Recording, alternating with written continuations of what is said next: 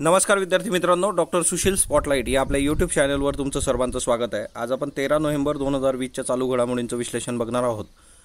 तत्पूर्वी doctor Sushil स्पॉटलाइटला टेलिग्रामवर follow करण्यासाठी डिस्क्रिप्शनमध्ये लिंक दिलेली आहे। फेसबुकवर आपला ग्रुप आहे, तिथेही तुम्ही फॉलो करू शकता। स्पॉटलाइट रायटिंग फोरमच्या ॲक्टिव्हिटीजमध्ये इनरोल करण्यासाठी spotlightwritingforum@gmail.com या मेल आयडीवर मेल करून त्यासंबंधीची माहिती तुम्ही मिळवू शकता।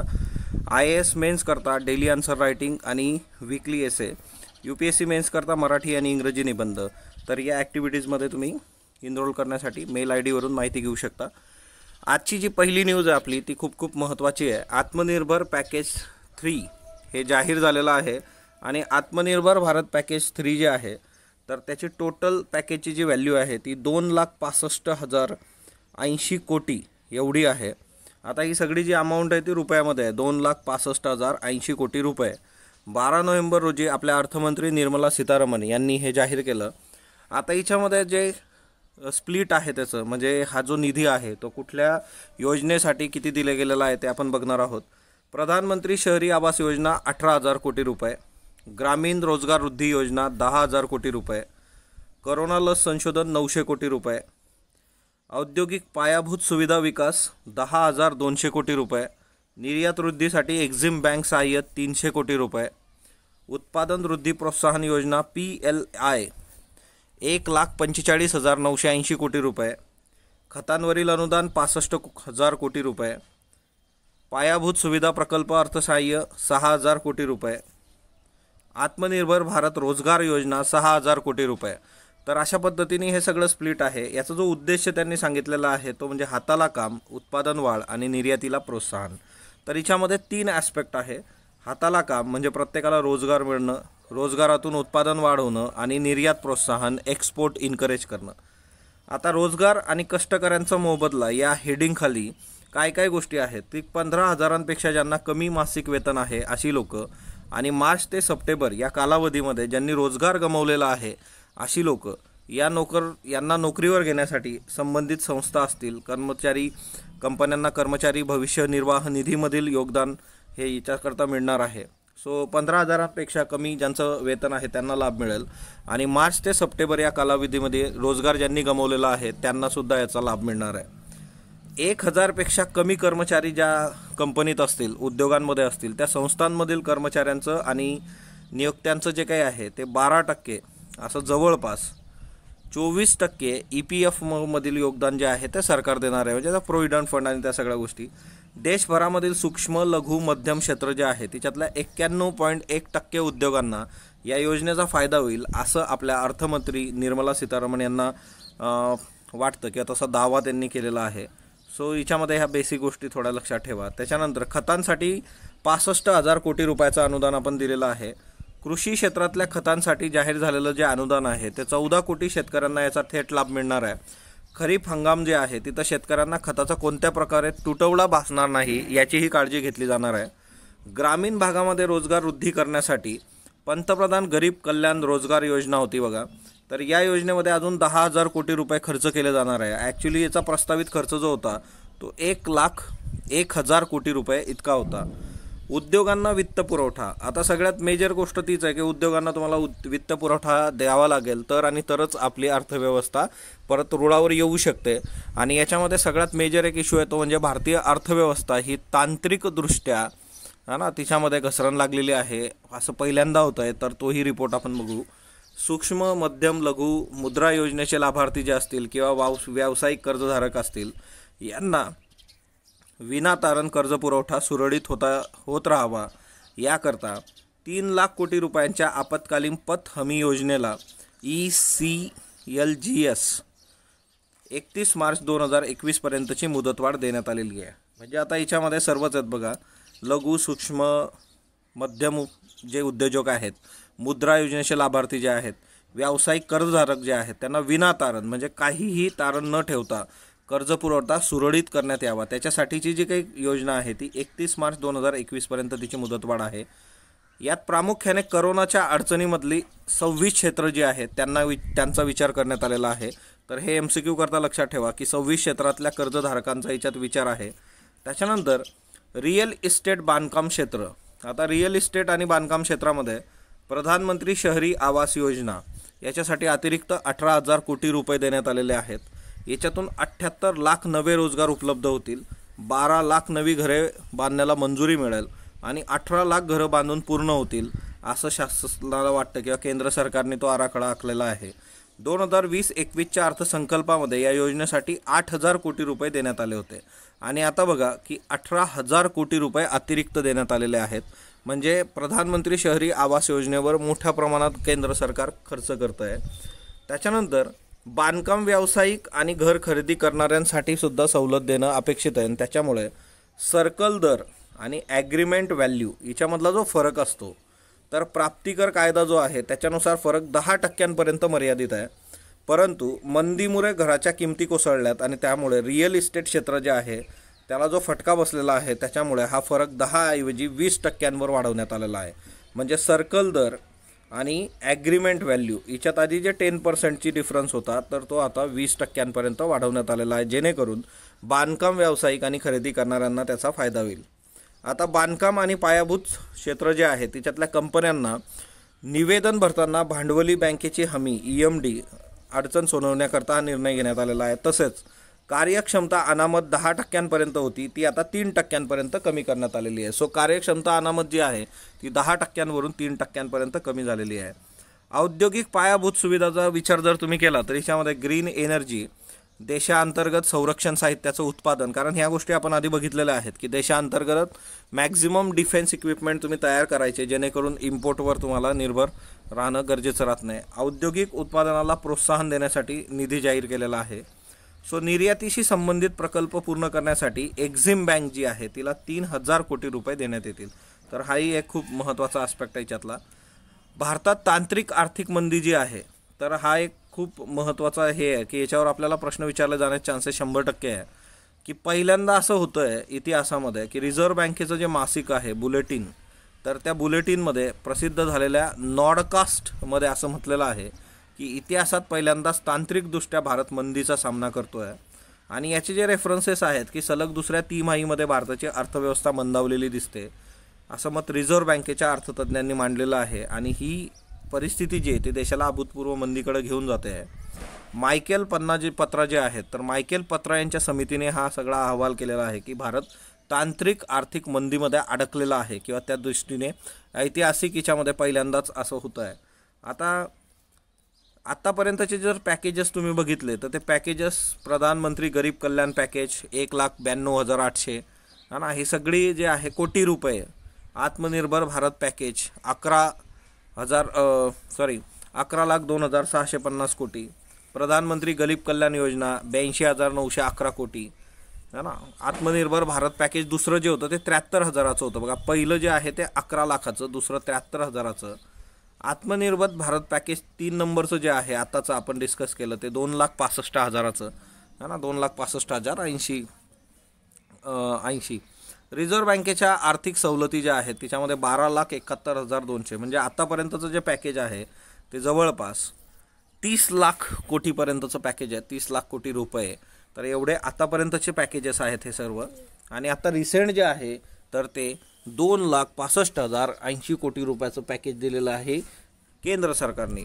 त्याच्यानंतर ब्रह्मोस क्षेपणास्त्र जे आहे तर ते क्रूज क्षेपणास्त्र फिलिपिन्स आणि इतर देशांना निर्यात करण्याबाबत रशिया आणि भारत दोघं विचार करत आहे. तर बघूया येत्या काळात जर त्यांनी ते केलं तर त्या याच्यामध्ये आपण कुणाला कशा पद्धतीने दिलं जाईल ते बघू. त्याच्यानंतर चायनाने प्लॅन केलेली आहे बघा एक रेल्वे लाईन जी लासा तिबेटमध्ये आणि चेंगुडू जी आहे, सिच्युएन प्रोविन्स जी आहे त्या दोघांना कनेक्ट करेल. म्हणजे लासा तिबेट ते चेंगुडू सिएचुन प्रोविन्स. आणि ह्या दोघी ज्या आहे की अरुणाचल प्रदेशमधली निंगची सिटी जी आहे तर त्याच्यापासून हे जातात, म्हणजे अरुणाचल प्रदेशच्या बॉर्डरपासून. तर हे तुम्ही बघू शकता इथं, हा अरुणाचल प्रदेश आहे आणि ही जी सिटी आहे निंगचिंडी त्याच्याजवळ, तर लासा तिबेट ते चेंगडू है ना. तर एकंदरीतच 435 किलोमीटरची ही सगळी रेल्वे लाईन आहे. आणि ज्यावेळेस आपल्या बॉर्डरपासून एवढा जवळून जातो तर इथं सगळ्यात महत्त्वाचा मुद्दा असतो तो म्हणजे आपल्या सुरक्षिततेचा है ना. एकतर डिफेन्सशी रिलेटेड आहे प्लस आपली सिक्युरिटी जी आहे त्याच्याशी. कारण चायनाची स्ट्रॅटेजी आहे की अशा ठिकाणी जे आहे की भारताची बॉर्डर असेल किंवा बाकीच्या देशांच्या बाबतीतही शेजाऱ्यांच्या बाबतीत, तर तिथं मोठ्या प्रमाणावर ते इन्फ्रास्ट्रक्चर क्रिएट करणं, पायाभूत सुविधा क्रिएट करणं, तिथली जी दळणवळणाची साधनं आहे त्याच्यासंबंधी काम करणं याच्यावर फोकस करतं. भारतानेच हा प्रयोग जो आहे लद्दाखच्या बाबतीत केला होता आणि तिथं चायनाने मग बराच आकांडतांडव केलं होतं की तुम्ही असं कसं काय इन्फ्रास्ट्रक्चर उभं करता वगैरे वगैरे. ओके, तर हा सगळा मुद्दा आहे. आणि याचा जो पहिलं सेगमेंट आहे तर सिच्युआन प्रोव्हिन्स जो आहे त्यांचा प्रांत आहे हा, तर चेंगडू ते यान हे 2018मध्येच कंप्लीट झालेलं आहे. आता हा बघा, चेंगडू ते यान म्हणजे हा जो रस्ता आहे, हे 2 ठिकाणं तुम्हाला दिसत आहेत, तर हे 2018मध्ये त्यांनी कंप्लीट केलेलं आहे. आणि इथून पुढचा त्यांचा जो प्लॅन आहे की इथपर्यंत लासापर्यंत त्यांना यायचं आहे, तर तो मुद्दा आहे. आणि जवळपास म्हणजे यान ते निंगची जो रोड आहे यांचा, तर तो या वीकमध्ये ते लॉन्च करणार आणि 2030पर्यंत तो फिनिश करायचा आहे यांना. म्हणजे यानपासून ते इथपर्यंत 2030पर्यंत हा त्यांना रोड तयार करायचा आहे. तर बघूया त्या काळामध्ये भारताची रिॲक्शन काय असते यासंबंधी. ओके, त्याच्यानंतर आशियानमध्ये सहकार्य वृद्धिंगत करण्यासाठी भारताचे प्राधान्य नेहमी असणार आहे असं पंतप्रधान नरेंद्र मोदी यांनी प्रतिपादन केलेलं आहे. सो आता आशियानला त्यांनी संबोधित केलं, सामाजिक, डिजिटल, आर्थिक यासह 10 देशांच्या आशियान गटाला. तर गुरुवारी त्यांनी म्हणजे काल जे आहे तर त्यांना आभासी परिषद, सगळं काय ऑनलाईन चालू आहे त्याच्यामुळे तिथं बोलत होते ना. ऑब्वियसली सगळं जे आहे की सहकार्य वगैरे हे नेहमीचे मुद्दे आहेत, त्याच्यात वेगळं काही नाही आहे. रिपोर्ट कार्ड वॅक्सिनेशन संबंधी जर तुम्ही बघितलं तर भारतामध्ये वॅक्सिनेशनची जी काही एकंदर सिच्युएशन आहे त्याच्यात बरीचशी इम्प्रूव्हमेंट आपल्याकडे झालेली आहे. म्हणजे अंडर 5 जर 5 वर्षाच्या खालचं वॅक्सिनेशन तुम्ही बघितलं डायरिया निमोनियाच्या बाबतीत, तर त्याचा जर एकंदर आढावा घेतला तर 2017मध्ये 2,33,240 डेथ ज्या होत्या त्या 5 वर्षाखालील बालकांच्या डायरिया आणि निमोनियामुळे झाल्या होत्या. भारताचं जे कव्हरेज आहे रोटा व्हायरस वॅक्सिनचं ते आता 35% 2018मध्ये होतं, तर ते 2019मध्ये 53% झालेलं आहे. त्याच्यामुळे मोठ्या प्रमाणात इथं वाढ आहे. एका वर्षातलंच तुम्ही बघू शकता, 2018 35% आणि 2019 53% है ना. तर रोटा व्हायरस संबंधीचं वॅक्सिनेशन एवढं मोठ्या प्रमाणात वाढलेलं आहे, जवळपास ना 18%ची ग्रोथ आहे. त्याच्यानंतर न्यूमोकोकल निमोनिया जे आहे तर ते 2018मध्ये 6% वॅक्सिनेशन होतं, ते 2019मध्ये 15% झालेलं आहे. त्याच्यानंतर डायरियाची जी ट्रीटमेंट आहे ना, तर तिच्यामध्ये जवळपास 51% चिल्ड्रन जे होते त्यांना ORS मिळत होतं है ना, 20%ला झिंक मिळत होतं. तर या सगळ्या ज्या गोष्टी आहेत तर तिच्यामध्ये बऱ्यापैकी इम्प्रोवाईज झालेलं आहे वॅक्सिनेशनमध्ये. त्याच्यानंतर पर्यावरण लढ्यामधील बालयोद्धा ज्या आहेत की लहान मुली की ज्या पर्यावरणासाठी लढत आहेत, आणि जसं आपण एकीकडं वेगवेगळ्या देशातल्या बघतो तर तसं भारतातल्या कुठल्या कुठल्या बालयोद्ध्या आहेत, तर तिच्यामध्ये लिसीप्रिया कंगजुम मणिपूरची आहे बघा, वय वर्ष 9. लिसीप्रियाचा रेफरन्स तुम्हाला लास्ट इयरच्या इयरबुकमध्ये पण मिळेल. लिसीप्रिया जी होती ती संसदेबाहेर बसून पंतप्रधान आणि देशातल्या खासदारांना हवामान कायदा आणण्यासाठी ती आवाहन करत होती. तिची उपस्थिती कुठं कुठं आहे तर Asia ministerial conference for disaster risk reduction परिषद मंगोलियाला झाली होती 2018मध्ये, तिथं तिने हजेरी लावली होती. त्याच्यानंतर स्पेनमध्ये 2019 मागच्या वर्षी COP25 हवामान परिषदेमध्ये सुद्धा ती होती आणि तिथंच तिचं स्पीच झालं होतं. सो लिसीप्रिया कंगजुन मणिपूर. त्याच्यानंतर जन्नत तारिक अहमद पतलू, आता ही जम्मू काश्मीरमधली मुलगी आहे, वय वर्ष 7. 2 वर्षापासून दल सरोवराची दर रविवारी ती साफसफाई करते आणि कचऱ्याची योग्य ती विल्हेवाट लावली जाते. ऑब्व्हियसली तिच्याबरोबर तिचे वडील असतात, बाकीची लोकं आहेत. रिधिमा पांडे उत्तराखंड, वय वर्ष 12. हरिद्वारची रिधिमा जी आहे तिने केदारनाथ प्रलयानंतर पर्यावरण संवर्धन याच्यासाठी संयुक्त राष्ट्रात आवाज उठवला होता. पर्यावरण वाचवा हा संदेश देत तिने तिचं कार्य सुरू आहे आज पण. तर या 3 महत्त्वाच्या मुली आहेत की बऱ्याचदा आपल्याला जे वाटतं की भारताच्या बाहेरच सगळ्या गोष्टी होतात, तर हे आपली लोकं आहेत आणि ती करतायत, आणि त्यातल्या त्यात लहान मुली.